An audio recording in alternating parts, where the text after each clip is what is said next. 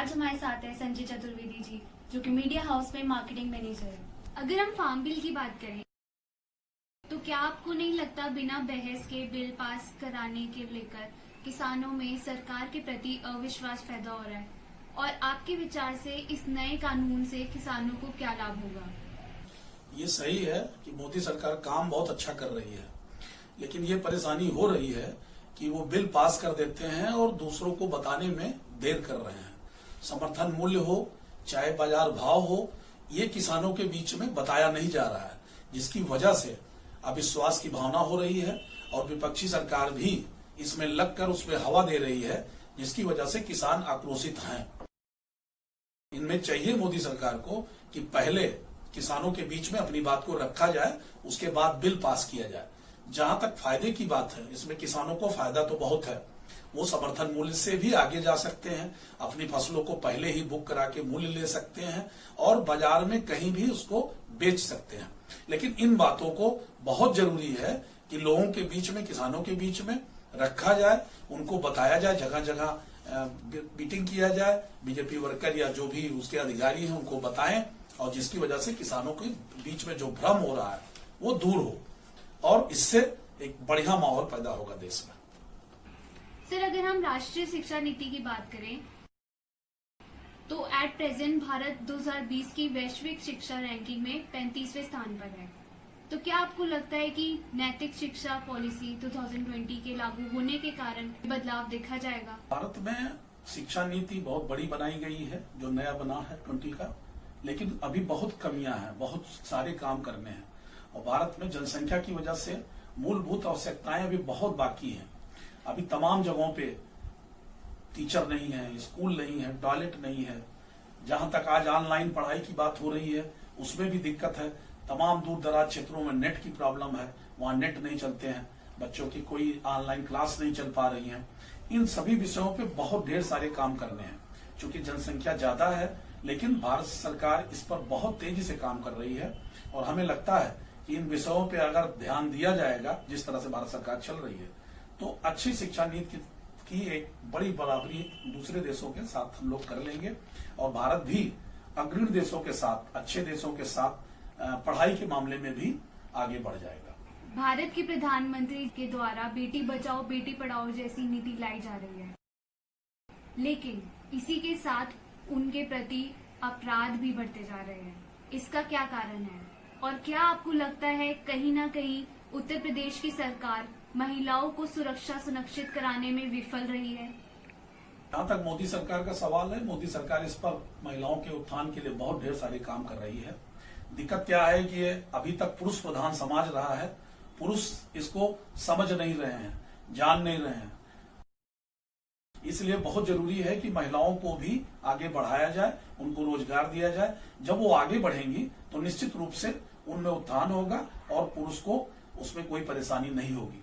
इस संबंध में भारत सरकार बहुत काम कर रही है और तमाम बेटियां आज की डेट में अच्छे अच्छे जगहों पे काम कर रही हैं, अच्छे अच्छे जगहों पे पुरुषों के साथ कदम से कदम मिला के काम कर रही हैं।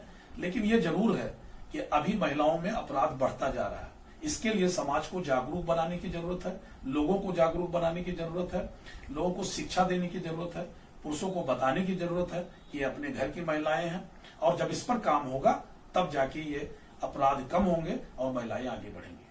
जैसे कि हम जानते हैं, इस समय देश को प्रभावित करने वाला श्रेष्ठ मुद्दा कोरोना वायरस है, लेकिन इस मुद्दे को या तो नजरअंदाज कर दिया जाता है या केवल ड्रग माफिया, रिया चक्रवर्ती समाचार दिखाया जाता है। तो मीडिया से होने के नाते आपको नहीं लगता कि मीडिया अपनी क्रेडिबिलिटी को खो रही है? और आपको ये नहीं लगता कि मीडिया ज्यादातर टीआरपी के पीछे भाग रही है? ये बिल्कुल सही है कि टीवी चैनल आज एक अंधी दौड़ में चल रहे हैं और उसमें समाज का भी दोष है। समाज जो देखता है मीडिया वही दिखाता है।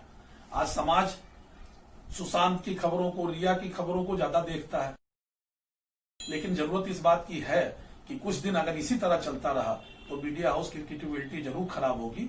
इसलिए मीडिया हाउस को भी चाहिए अपने समाज के बारे में, कोविड के 19 के बारे में जो कोविड का न्यूज चल रहा है उसको बंद किया जाता है, उसमें ज्यादा बातें नहीं की जाती हैं। मीडिया हाउस को अपनी जिम्मेदारी समझनी होगी और सिर्फ अंधी दौड़ में नहीं दौड़ना होगा। समाज के लिए भी कुछ अपनी जागरूकता लानी होगी और समाज के बारे में सोचना होगा और तमाम जो जरूरी न्यूज है, जो जरूरी समाचार है, उनको भी प्राथमिकता देनी पड़ेगी। वो जरूर अपने आप को दौड़ में दौड़े, क्योंकि उसी से उनकी कमाई होती है, लेकिन इतना भी न दौड़े कि कल से टीवी देखना लोग बंद कर दें। इसलिए मीडिया हाउस को भी जरूरत है कि अपने समाज के भी नियम को और कानून को या समाज के उत्थान के लिए भी प्रयास करें। जैसे कि कोविड-19 का प्रकोप भारत में इतना बढ़ता जा रहा है, अभी भी भारत में बहुत से लोगों के पास प्राथमिक स्वास्थ्य सेवाओं तक पहुंच नहीं सकते। तो क्या आपको लगता है कि अब इस हमारे सामने हेल्थ केयर सिस्टम को मजबूत करने की जरूरत है? भारत कोविड से बहुत अच्छी तरह से निपट रहा था, लेकिन ये बहुत सोचने वाली बात है, समझने वाली बात है कि भारत का जनसंख्या घनत्व तो बहुत ज्यादा है। अभी बहुत बहुत दूर दराज इलाकों में प्राथमिक स्वास्थ्य सेवाएं बहुत गंदी है या है नहीं, या वहां डॉक्टर नहीं है, या वहां कंपाउंडर नहीं है। तो किस तरह से 19 में कोविड-19 को भारत निपट रहा है, बहुत अच्छी तरह से निपट रहा है, लेकिन ये जरूर है कि अभी इसमें बहुत कुछ काम करने की आवश्यकता है। तमाम डॉक्टर की जरूरत है, अच्छे हॉस्पिटल की जरूरत है, और इस पर भारत सरकार बहुत तेज काम कर रहा है। कोविड में स्वास्थ्य सेवाएं बहुत तेजी से बढ़ी हैं, बेड बढ़ाए गए हैं और तमाम तेजी से काम इस पर हो रहा है। लेकिन फिर भी अभी विश्व के स्तर पर भारत कोविड-19 के मामले में, रिकवरी के मामले में बहुत अच्छा जा रहा है, और ये दर्शाता है कि हमारी स्वास्थ्य सेवाएं जिस हद से जनसंख्या है उस हद पर भी बहुत अच्छा काम कर रही हैं, और डॉक्टर या जो स्वास्थ्य वर्कर हैं, ये भी अपना जी जान लगा के काम कर रहे हैं, और हमें लगता है कि भारत बहुत अच्छी तरीके से इसको निपट लेगा कोविड-19 से। कोविड-19 न केवल स्वास्थ्य को प्रभावित कर रहा है, बल्कि कई देशों की अर्थव्यवस्थाओं को प्रभावित कर रहा है। आप इन चुनौती को सरकार कैसे देखते हैं और सरकार को क्या सलाह देना चाहेंगे? सरकार इस पर काम कर रही है। सरकार ने पहले लॉकडाउन लगाया, फिर उसको लगा कि अर्थव्यवस्था डाउन हो रही है, तो धीरे धीरे अर्थव्यवस्था को खोला गया, पूरे काम पे लोगों को लौटाया गया। सरकार इस पे काम कर रही है। दिक्कत यह है कि अगर लॉकडाउन में जाया जाएगा तो अर्थव्यवस्था गड़बड़ होगी, और ये पूरे विश्व की हुई है। भारत इस पर बहुत तेज काम कर रहा है। तमाम चीजों पे अभी इस छमाही में बढ़ोतरी दिख रही है अर्थव्यवस्था में, और धीरे धीरे जो लॉकडाउन की परिस्थितियां आई थी उस परिस्थितियों से भारत उभर रहा है, और बहुत तेजी से इस पर वो आगे बढ़ के, और जो भी पिछला रिकवरी बची हुई है उस पर वो रिकवरी कर लेगा, मुझे ऐसा लगता है। और इस पर भारत सरकार बहुत तेज काम कर रहा है, मोदी सरकार बहुत तेज काम कर रही है, और अन्य तमाम क्षेत्रों में रिकवरी बढ़ रही है और आगे बढ़ती रहेगी।